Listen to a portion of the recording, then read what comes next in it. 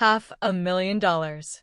For most people starting from zero, 500,000 sounds like the number where money problems should finally disappear. You imagine reaching it and feeling different, safer, calmer, maybe even rich. But then some people actually reach 500,000 and discover something nobody warned them about. They still don't feel finished. In fact, they may become more anxious about money than they were before. Because 500,000 creates a strange financial trap. You have enough money for it to feel extremely valuable, but often not enough money for it to completely replace your income. You're wealthy enough to have something serious to lose, but not necessarily wealthy enough to stop playing the game. And psychologically, that's a very uncomfortable place to be. Imagine someone who's spent 15 or 20 years building 500,000. They remember having 5,000. They remember reaching 10,000. They remember when 100,000 seemed impossible. They remember working for every contribution, skipping purchases, increasing their income, surviving market declines. Then one day, the account reaches $500,000. But Monday morning still comes. The alarm still rings. The mortgage still exists. Groceries still cost money. Health insurance still costs money. The car still needs maintenance. And suddenly, there's a confusing question. If I have $500,000, why don't I feel rich? Because wealth and financial independence are different things. And 500,000 exposes that difference brutally. Suppose your lifestyle costs $60,000 per year. $500,000 sounds enormous until you compare it with the life that money would have to support.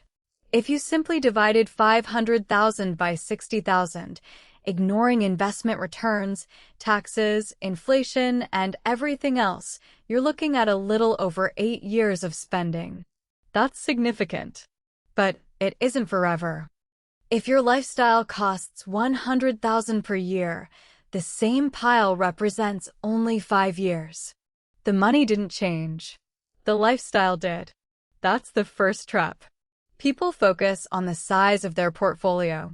But freedom depends partly on the relationship between the portfolio and the cost of the life attached to it. Think of 500,000 as a giant water tank. Your lifestyle is the pipe underneath it. If the pipe is narrow, that water can support you for a long time. If the pipe is enormous, even a giant tank can drain surprisingly quickly. And here's what makes this dangerous. By the time many people reach 500,000, their lifestyle has usually changed. They may be earning significantly more than when they started. And higher income tends to bring more expensive definitions of normal. The starter apartment became a larger house. The old car became 2 newer vehicles. The cheap vacation became international travel. Children may have arrived. Insurance costs increased. Restaurants improved. Convenience became normal. Maybe cleaning services appeared. Maybe subscriptions multiplied. Maybe private lessons, activities, memberships, or expensive hobbies entered the budget. None of these things automatically make someone irresponsible. The problem is accumulation. One upgrade becomes 10 upgrades.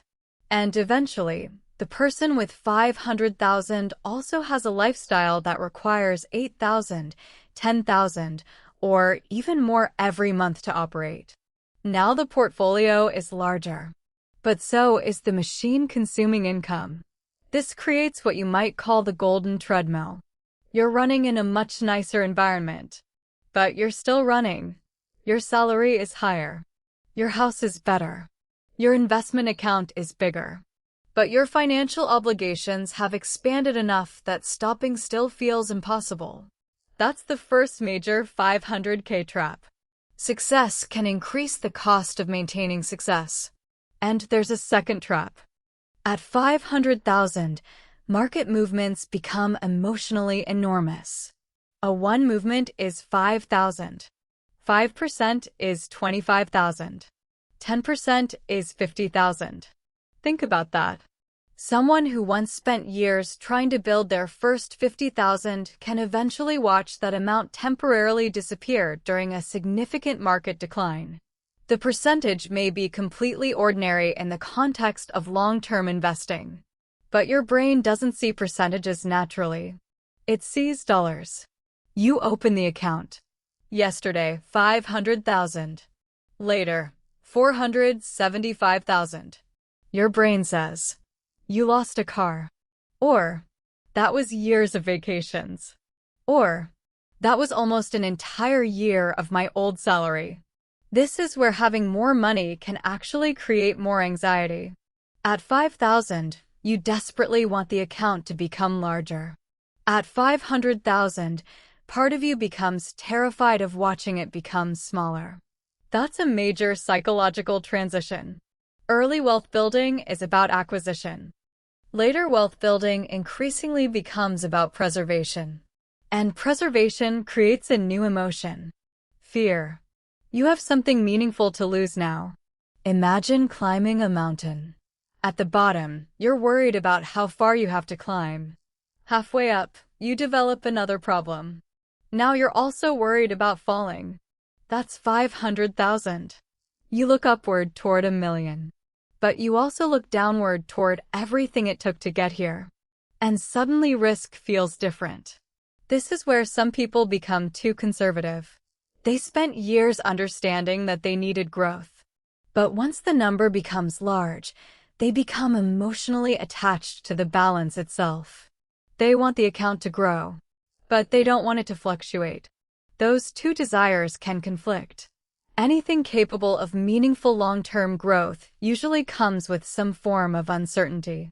And managing larger capital means understanding the difference between volatility and destruction.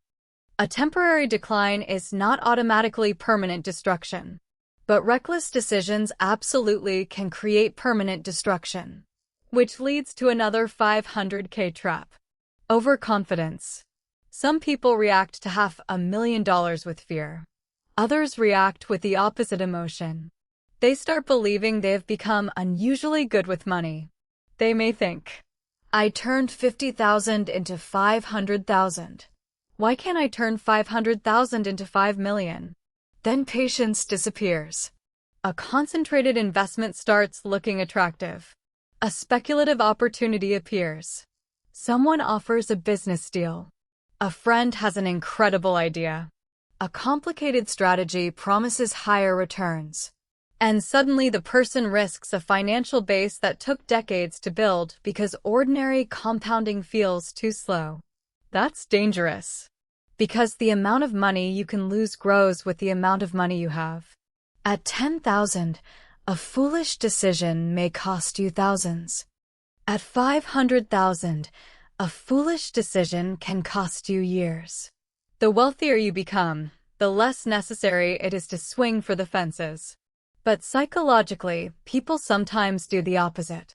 They see the $1,000,000 milestone sitting nearby and want to accelerate. This is where the distance from 500,000 to 1,000,000 becomes deceptive. Mathematically, you're halfway there in dollars.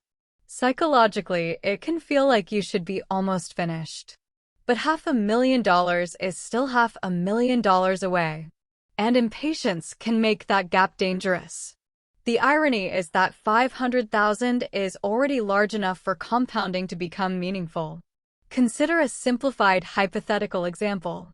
At 7, 500,000 would produce 35,000 of growth in a positive year matching that rate.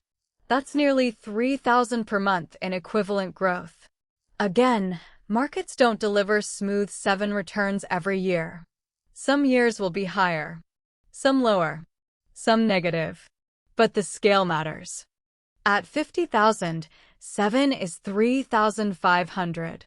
At 500,000, it's 35,000.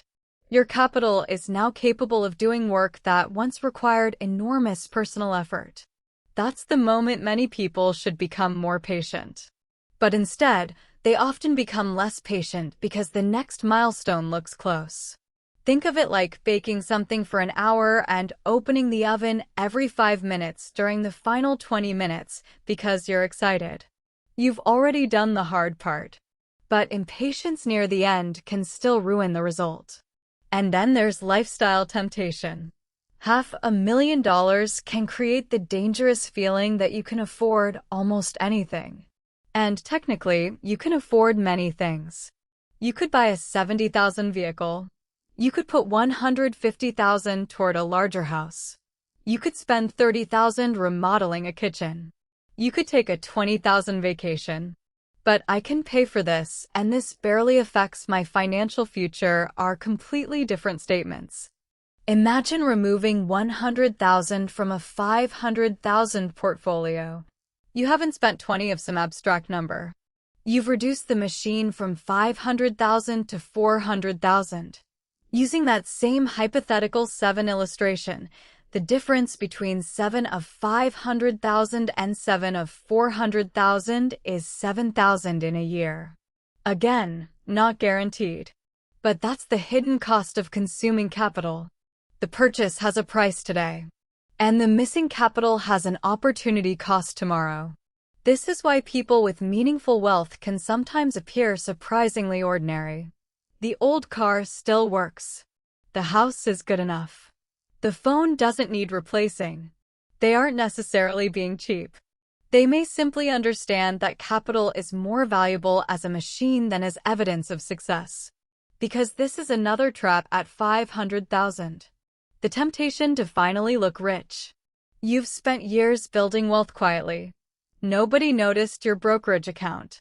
Nobody congratulated you for avoiding consumer debt. Nobody saw the automatic transfers. Nobody saw you stay in the reasonable house. Then you reach $500,000. And part of you wants something visible. A reward. A signal. Something that says, I made it. That's where wealth can begin leaking into status. The luxury car. The larger home. The watch. The expensive neighborhood. The upgraded everything. Again, enjoying money isn't the problem. The problem is turning a one-time milestone into permanently higher monthly expenses. Because recurring lifestyle costs don't just consume today's income. They raise the amount of wealth required for future freedom.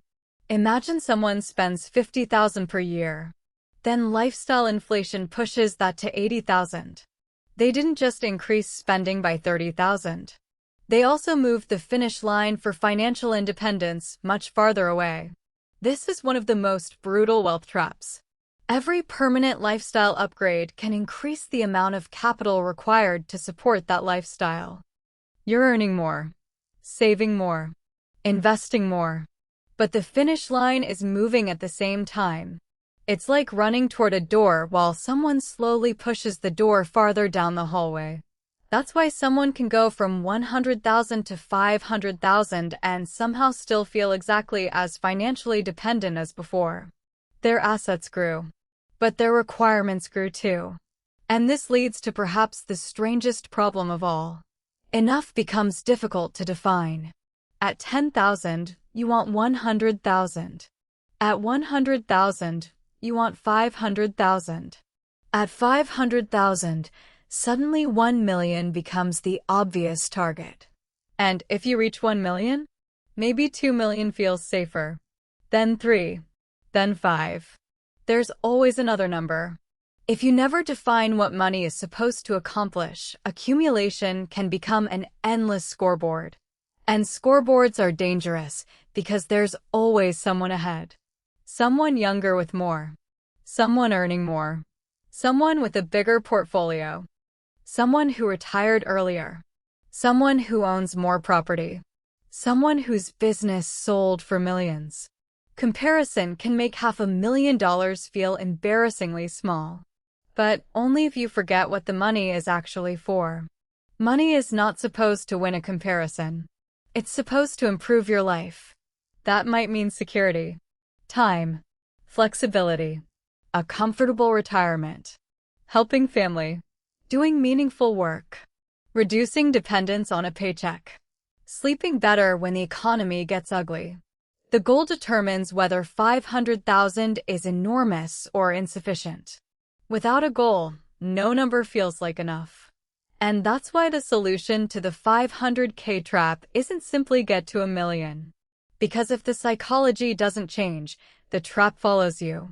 At 1 million, you'll worry about falling below 1 million. At 2 million, you'll compare yourself with 5. The numbers become larger. The anxiety remains. The better question is, what job is this money supposed to do? Maybe part of it is emergency protection. Part is retirement. Part is long-term growth. Part is for a future home. Part is money you genuinely intend to enjoy. Giving money jobs changes the relationship. Now the entire 500,000 isn't one giant number you're afraid to touch. It's a system. Different dollars have different purposes. And that helps separate spending from destruction. You can enjoy money intentionally without treating every purchase as failure. You can invest long-term money without treating every market decline as an emergency. You can maintain cash reserves without becoming frustrated that they aren't producing spectacular returns. Purpose reduces confusion. And there's one final shift that matters at this level. Stop measuring progress only by net worth. Measure financial dependence. Imagine your net worth grows from 400,000 to 500,000. That's good. But imagine during the same period your required monthly expenses fall from 7,000 to 5,000. Now something more powerful happened. Your resources increased while the cost of maintaining your life decreased. The distance between you and financial pressure expanded from both directions. That's real progress. Maybe you paid off a vehicle. Maybe expensive debt disappeared. Maybe the mortgage became manageable relative to income. Maybe you stopped upgrading every time your salary increased. Maybe your investments grew while your lifestyle stayed stable. That's when wealth begins producing something better than status. Margin. And margin is what many people actually mean when they say they want to feel rich. They want room. Room for an emergency. Room to change jobs. Room to take time off. Room to help someone. Room to make a mistake without destroying everything. Room to breathe. $500,000 can create enormous margin. Or almost none. It depends on what surrounds it. That's the trap nobody warns you about. The danger isn't reaching 500,000 and discovering it's worthless. It's reaching 500,000 and accidentally building a life that makes 500,000 feel small. The bigger portfolio. The bigger house. The bigger bills. The bigger expectations. The bigger fear of losing it. And eventually, the bigger number required to finally feel safe. You don't escape that trap by endlessly increasing the number. You escape by controlling the relationship between wealth, lifestyle, expectations, and freedom. Because 500,000 is powerful. It can absorb shocks. It can create options. It can compound meaningfully. It can buy time. It can reduce dependence. But only if you allow it to. So when you reach a major milestone, don't immediately ask, "What's the next number?" Ask, "Has this money made my life financially stronger?" If the answer is yes, you're making progress. If your portfolio doubled, but your financial pressure doubled with it, the scoreboard may look better while your life feels exactly the same. And that's the real 500,000 wealth trap. Having more money, while needing more money just as fast.